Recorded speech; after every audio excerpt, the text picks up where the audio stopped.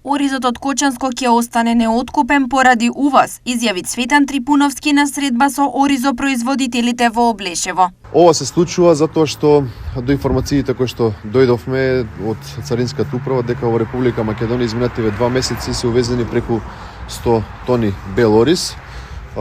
Потеклото на оризот е од Индија, Пакистан, Италија и така натака, значи тоа практично многу влијае на домашното производство.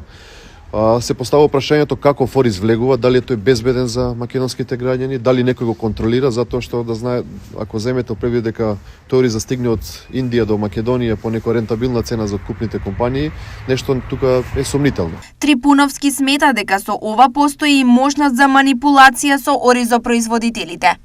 Дополнителен факт е дали се поставува прашањето дали институциите прават контрола на терен, дали македонскиот, кочанскиот ориз се меша со некои увезни сорти па се манипулираат и потрошувачите широм Република Македонија, и дополнително она што постојано го говориме дека трговците, односно она организирана група го јаде трудот на македонскиот земјоделец.